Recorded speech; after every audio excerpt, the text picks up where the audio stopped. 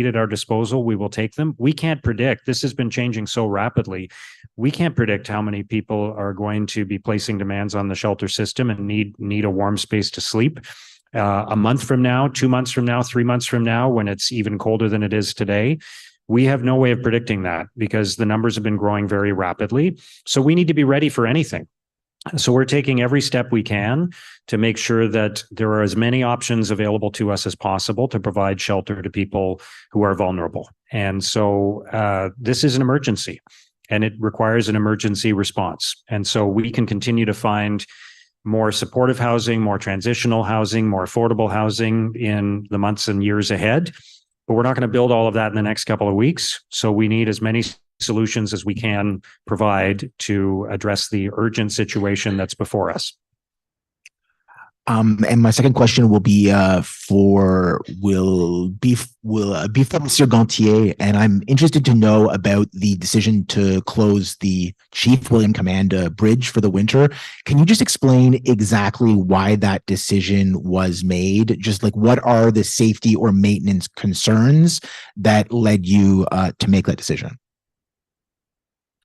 Thank you for the question. So the reason is all about safety. Is in terms of safety of the users. The challenge that we have in terms of that structure is that we can't maintain it like we would traditionally maintain another structure where we basically plow and salt to keep it safe. The only availability we would have here is basically to plow only, which is not a way that we're going to be able to keep it safe.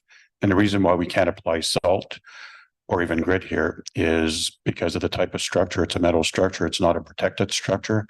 And we also have the Laurier Island water treatment plant in terms of the protection zone also sitting below. So the understanding was always that any opportunities for that structure would be a groomed structure to allow basically winter use.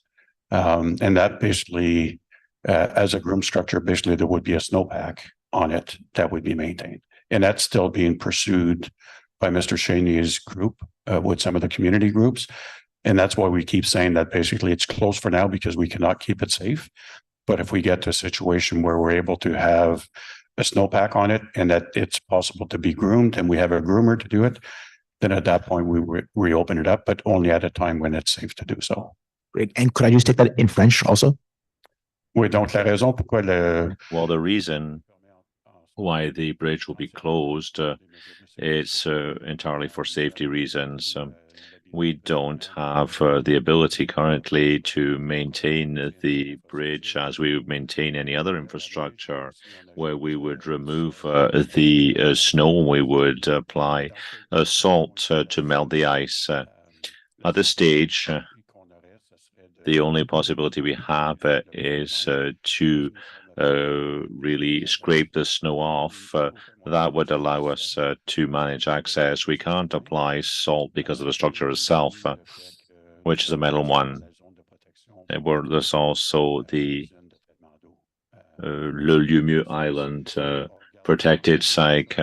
So we're looking at all options to groom the snowpack. And that would allow us to maintain a snowpack, and that would allow us to protect the structure itself, but it would also allow people to use the bridge in the winter. At this current juncture, there's not enough snow for us to be able to maintain that snowpack. And in addition, there's no agreement yet. We don't have a community partner who's has the ability to maintain and groom this structure. If we get to a point where we're able to maintain the structure, as I've just outlined, and if we have a partner who's able to maintain the bridge, well, at that point we'll reopen the structure to the public. But we'll only do that when it's safe to do so for users. We'll now go to Leah Larocque at CTV Ottawa. So I also wanted to ask about the bridge, but my question was answered. But some councillors have also raised some concerns about staircases not being plowed or salted in the winter. Now we have a bridge that's going to be closed. So is the city doing enough to encourage winter activities because we are a winter city. And then I don't know if you wanted to comment on the bridge being closed over the winter. It's a popular, everybody loves it. It was a summer attraction. So now people are quite disappointed that they can't use it this winter. Are you asking? I asked both my questions. Okay. Perhaps. So definitely our focus is basically the reason why we have infrastructure is to provide service to the public and for the public to be able to use it. So when we close infrastructure down, especially in the winter, it's because it's really a last resort from a safety perspective. The stair example where we close stairs typically is because there is an alternative way that people can get there. If we look at the Flora Footbridge, if we look at the Corksdown Bridge, yes, we close the stairs, but there's also a ramp that's maintained that provides access to the bridge. That being said, for this year, we are looking at doing a pilot for those two staircases to look at the cost and the feasibility to maintain them through the winter. So we understand the public's concerns. We're trying to see from a pilot perspective how feasible would it be to maintain it moving forward. So those will be maintained this winter. But at the end of the day, it's all a question of, can we keep those infrastructure safe? So my second question would be just your reaction to the bridge being closed.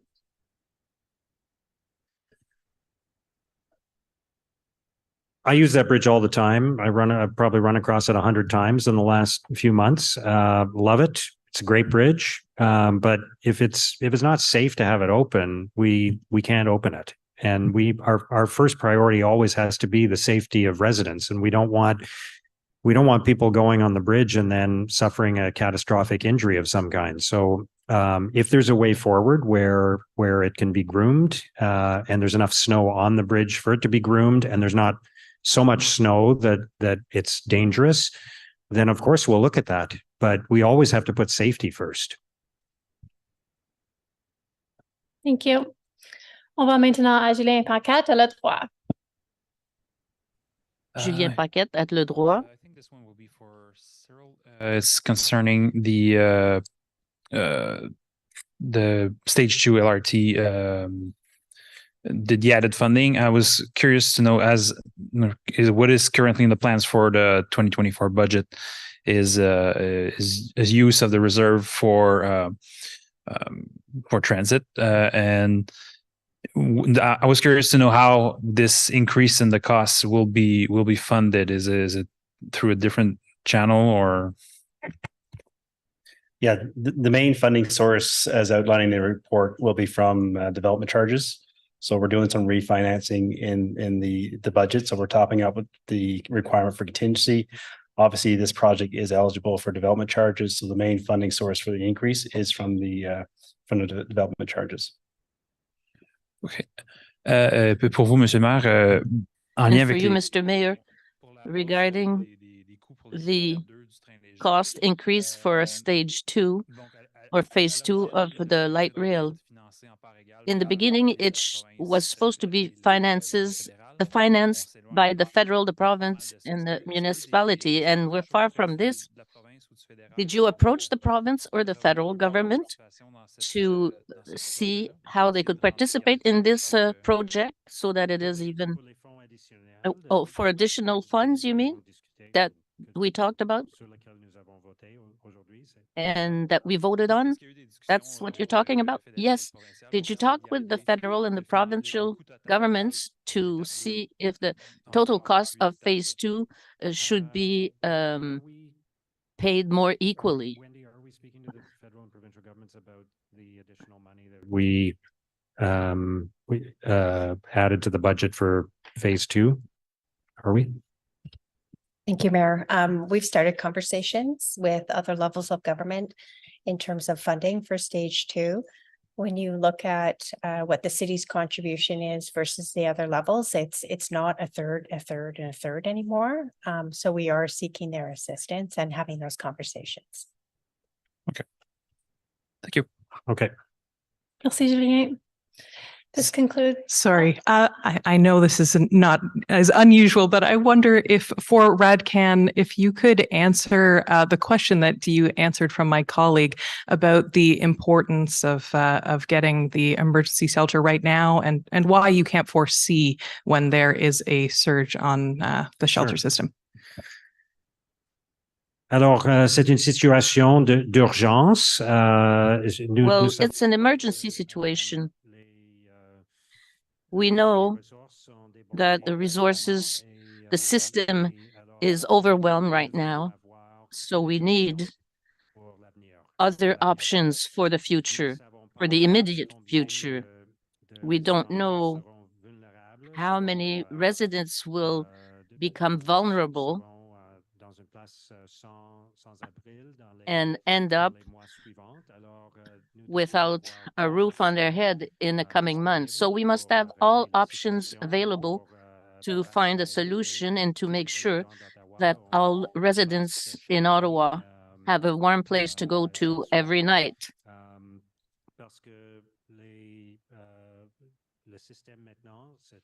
Because the system right now is quite stressed.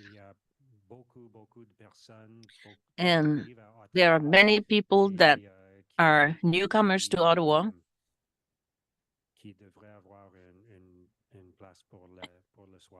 And they should have a place to stay at night. Thank you. This concludes today's media availability. Ceci conclut le point de presse d'aujourd'hui. Thank you.